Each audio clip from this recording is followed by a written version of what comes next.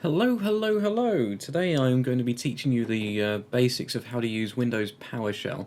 So first of all, Windows PowerShell is the Windows equivalent of the Linux terminal.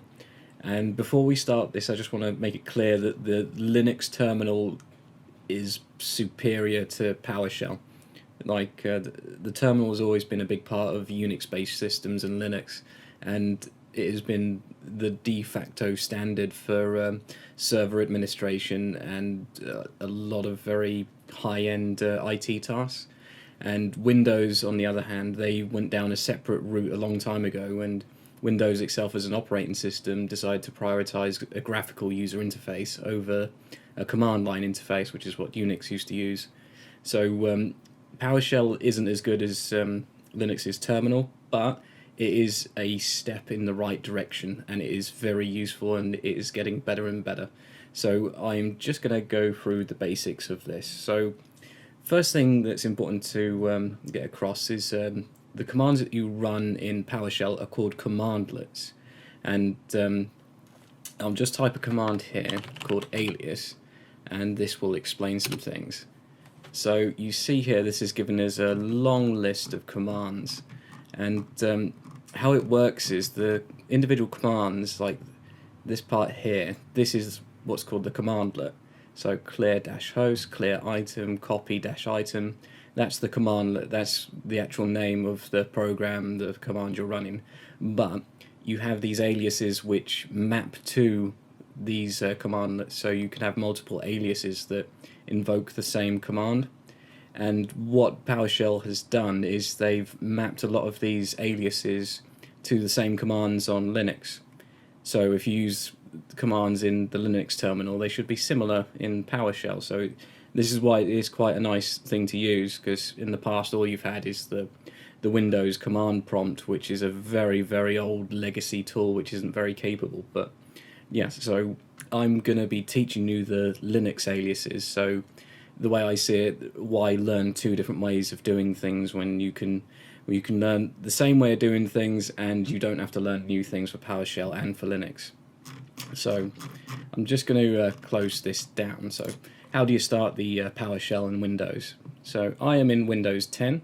So you can either do this by pressing start and type in PowerShell, and you can start it there. Or you can hold the Windows key and X, and you'll get this little menu here. And you'll see down here, you've got two options, Windows PowerShell and Windows PowerShell Admin. And the admin one will run with higher privileges, so you'll be able to do more risky commands and things, because it will give you the administrator privileges. So we'll run that one. Yep. And here is PowerShell. Let's get it a nice size for us. There we go. If the text is too small, by the way, you can right click, properties, and then go to the font tab, and then you can choose a larger font size and press OK, and it will be larger. Okay, so this is how PowerShell starts. So I am going to change directory into my document. So go C. But I'm lazy and I don't remember the exact path to get to my user's document, so how do I do this? So we're in the C drive now, so I've changed to the root of the C drive, which is C://. So how do I know what folders are in there? Well, the ls command, same as in Linux, will list your files and folders. So there we go, we want the users folder here, so we'll change into that one. So cd to change directory. Then start typing users, and you can autofill the same way you can on Linux by pressing tab, and that will fill it in. But for some reason it does this // what you're trying to get into, and then / as if you don't know you're in the current directory. For those that don't know, the // notation is shorthand for current directory, which is slightly odd, but never mind. So we're in users now. ls again. And we'll go into we'll use artifacts. We'll use the artifacts folder. That's just a old nickname that I use for a lot of things. So we are in my users folder. But we've got a lot of stuff here right now, so let's clear it up. So you can either use the clear command, and you can also use CLS, which is an old command for the command prompt. You can use that as well.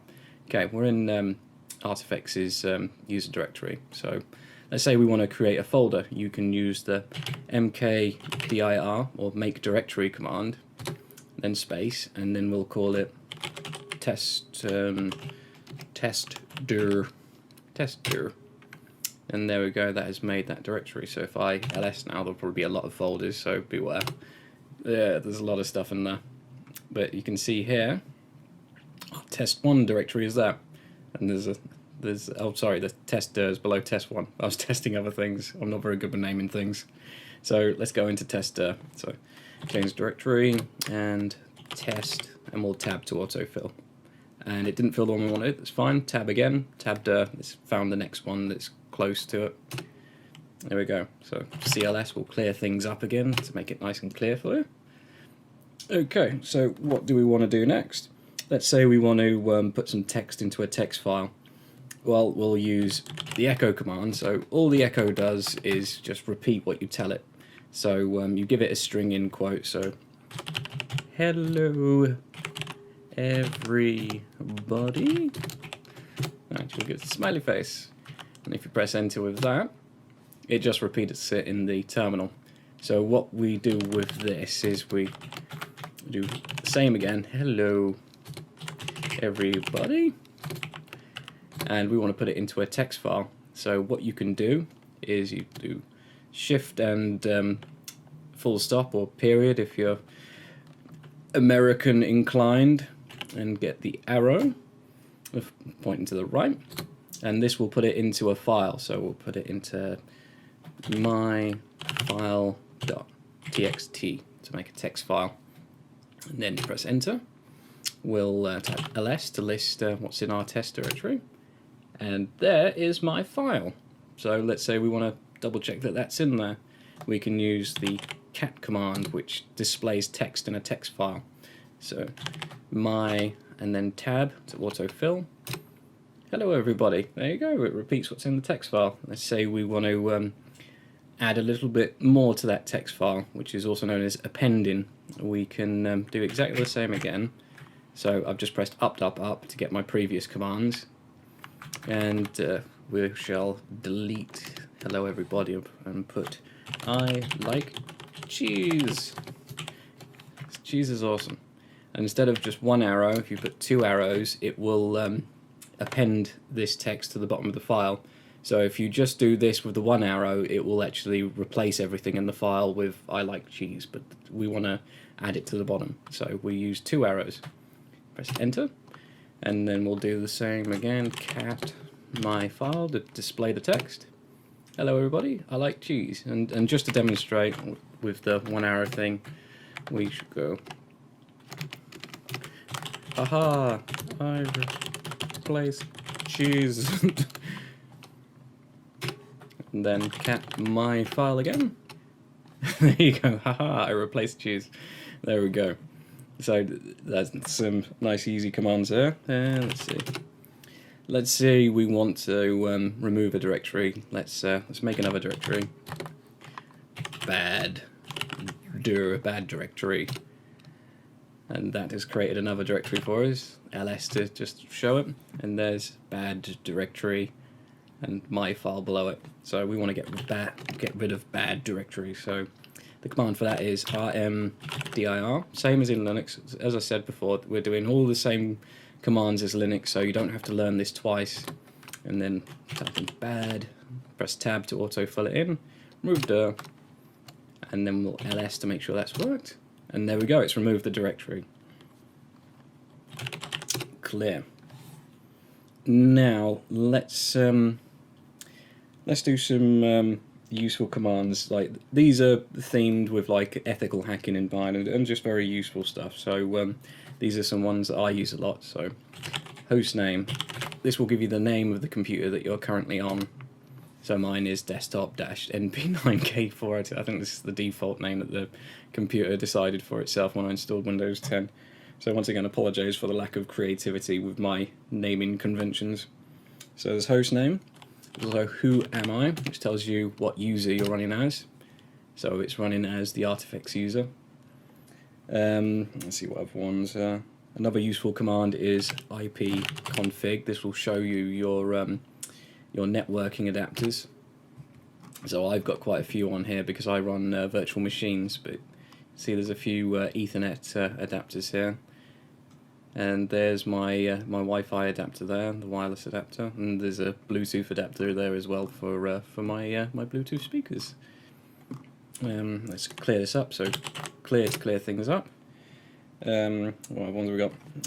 GDR, which stands for get drives, and this will show you the details of your drives, how much storage you've got left in them, and it shows a few other interesting ones like the registry and the variables and things, and a few like Windows specific things as well. But the important ones for this sort of thing are the drives with letters, so C drive, D drive, and E drive. So yeah, that's quite a useful one. And my favourite one, which I wish that Linux actually had this command because it's very useful. You type in system info, and this runs an executable in the Windows 32 folder, in the Windows folder from the C drive root, and this will give you a lot of very useful information. So there you go, it gives you a host name, it tells you OS versions, users, like information about the processor, and it is such like a quick command. It like even tells you hotfixes and things. But yeah, it's really good. By the way, if you're thinking, oh look, all his IP addresses on there, yeah, don't worry about it. I run a VPN, so it changes. Please don't hack me. That'd be bad, wouldn't it? The hacking tutorial channel gets hacked by his own viewers. But there we go. Okay, that's the useful commands. Yeah, that was a very quick run through of the PowerShell. I didn't want to make this too long. This is just all the things that we'll probably be using a lot. Oh, one more set of commands before I finish this. Just we'll do copy and moving files. So to copy a file, CP for copy, my file. We'll tab to autofill again, and then we'll call it my file2.txt ls, and that has copied it. We'll clear, and we'll make a directory to move it into. Make directory move into the ls. There you go. There's the directory there, and we'll move my file2 into there. So mv's the command to move my file2, and then we'll move it into current directory / move into me. Yeah, as I said before, the dot followed by the backward slash, that just stands for current directory, and then press enter. ls, you can see my file has been moved and is not there anymore. We'll change into move into me, or into there. Sorry, we'll clear up so you can see things again. So type in clear to clear things, then ls, and there is my file. And I believe that is everything that is on my list of handy commands. Oh yeah, one more thing. If you want to reveal hidden files, like in Linux, the command would have been ls dash, then h would have shown you hidden files. In Windows, it's dash hidden, and that will show you any hidden files, and there aren't any in there at the moment. So yeah, that's just a useful thing. But yeah, I hope this has been useful for you. As I said before, this is just a quick one, to a nice quick and easy video to give you a nice overall like picture of the PowerShell. And as I said, it's not quite as good as the Linux terminal, but it is definitely a step in the right direction, and I think it's worth learning the Linux equivalent command, so then you can move between them quite easily. So I hope you've enjoyed this video, and don't forget to like and subscribe. Until next time, take care.